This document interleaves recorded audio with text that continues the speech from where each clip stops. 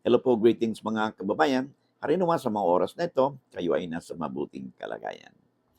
Ito pong muli sa Tony Rogelio Wong ng Batas Pinoy, ang ating pong channel, isa pong legal aid public service program ninyong lingkod in collaboration with Integrated Bar of the Philippines, Manila Port Chapter.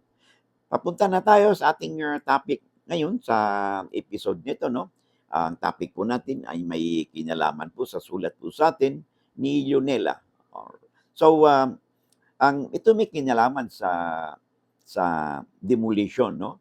Di umano kasi yung kanilang, lupa ay sinako po ng, mga informal settlers o squatters kung tawagin ng iba 'no. At, hinaharangan daw yung sa lupa nila 'no, dahil sa ginawang, bahay na naitayo dun sa kanyang lupa.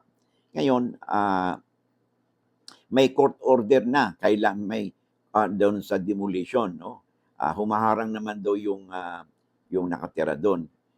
Pero di pa daw kaya lang, gusto niyang malaman kung ano ba ang, puwedeng gawin 'no, upang mapaalis yung, at ma-demolish niya 'no, yung, mga istruktura na nakatayo doon sa sa kanyang lupa. So ano ba tanong niya, ano bang kailangan na papeles para mag-submit sa office building official?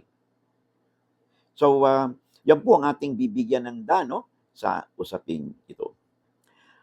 Ganito 'yan, kung kayo ay siyempre 'pag kayo mayroong unlawful occupant do'n sa inyong property, siyempre karapatan po ninyo bilang owner. Katulad niyan, informal settlers o squatters kung tawagin ng iba, ay hindi naman sila na maalam 'no, basta na lang sila nagpatayo do'n ng, ng istruktura o bahay sa lupa ninyo, meron po kayong cause of action diyan. 'Yan po ang sinasabi nating forcible entry, okay? At with damages, well, una niyan, siyempre dadaan muna kayo sa barangay, especially if ah, kayo ay at saka yung lupa ninyo ay in that barangay, so magrereklamo po kayo do'n muna, okey? At magkaroon po ng pagdinig do'n at 'pag wala pa pong mangyari after mga 4 na pagdinig, 3, 4 na pagdinig ay wala pong kakasundo kung voluntary ba nilang alisin yung kanilang istruktura 'no, sa pinag-usapang panahon at wala pa rin o hindi niya sinunod yung usapan ninyo, nagkaroon ng halimbawa amicable settlement or compromise settlement ay ang gagawin po ninyo ay humingi po kayo ng certificate to file action sa inyong barangay upang sa gano'n, makapag-file po kayo ng complaint for forcible entry with damages 'no, sa korte. Upang sa gano'n, mapaalis po yung barangay yung unauthorized occupant. Ngayon, may issue kasi niyan kasi kung may mga istruktura na po, may bahay po do'n tulad ng sulat ninyo, ay, ay ang mangyayari po diyan ay kahit na may order na kayo ng demolition 'no, galing sa korte, assuming na nanalo kayo, eh, excuse me, eh, ang tanong ninyo, ano bang kailangang papeles 'no, para ma-submit do'n sa office, sa building official. Kasi tandaan po natin 'no, ah, ayon po sa ating building code 'no, 'pag anumang gagawing construction doon sa lupa, okey, kailangan ng building permit. Gano'n din kung may ide-demolish kayo do'n sa lupa na 'yon 'no, gigibain ninyo, may kailangan din ninyo ang demolition permit 'no. 'Yun po kasi ang batas natin. Ngayon, ano daw ang kailang dokumento 'no, assuming na may court order na kayo, ay siyempre pinaka-the best pinaka-number 1 na dokumento po diyan ay siyempre yung court order. At saka siyempre yung court order na 'yon ay isang desisyon ng korte na final and executory na. Ibig sabihin, ah, 'pag final executory na, wala nang naging usapin, hindi na puwedeng mag-apela dahil nga final na 'no, o maaaring nagkaroon ng appeal at natalo sa appeal. So, naging final na and executory yung desisyon ng korte, okey? So, yun ang isa sa pinakamagandang gawin ninyo na ikalaki po yung tinatawag nating, inyong application. Tandaan po natin 'no, masyado pong masalimuot po ang, complicated pag-apply po ng demolition na, permit. Kasi siyempre pinapahalagahan din po ng ating, batas 'no, yung security, no, ng yung pagde-demolish po doon, no.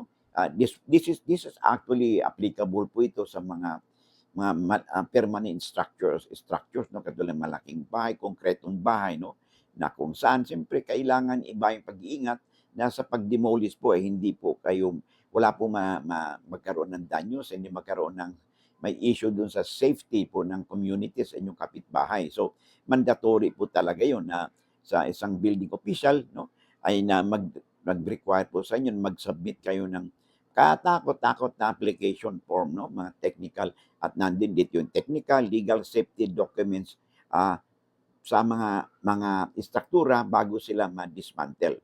Pero kung ang inyo namang i-demolish ay hindi naman po permanent structures and they are just made of light materials, hindi naman siguro ganun ka ka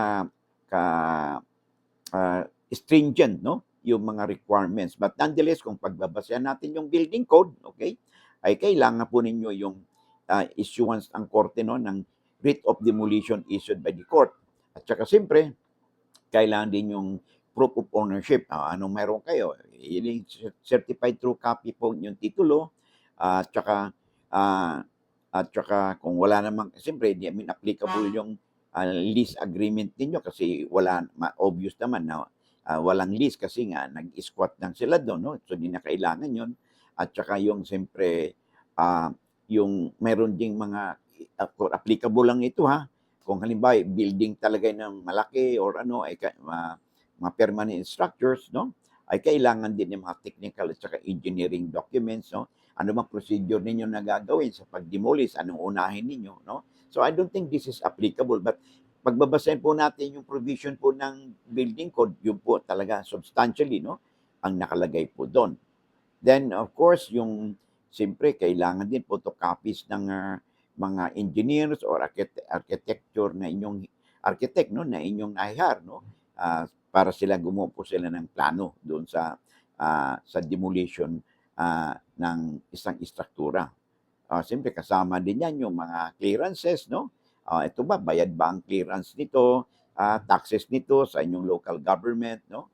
At saka siyempre yung ba namang safety, no, ng gumagawa doon, no, mga health, mga demolition crew. Ito ba ay sang-ayon sa provision ng ating labor code, no?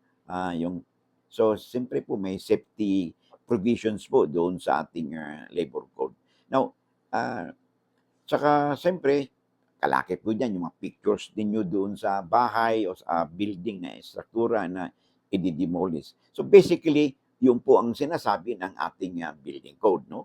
And although hindi ko naman sinasabing applicable lahat ito because sabi nga ninyo, mga informal settlers na naman o squatters ang nandun, no, na nakabara po sa inyong lupa, sa inyong daanan.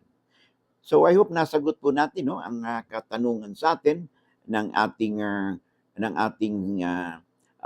taga-subaybay, no, na si Leonelia. Alright.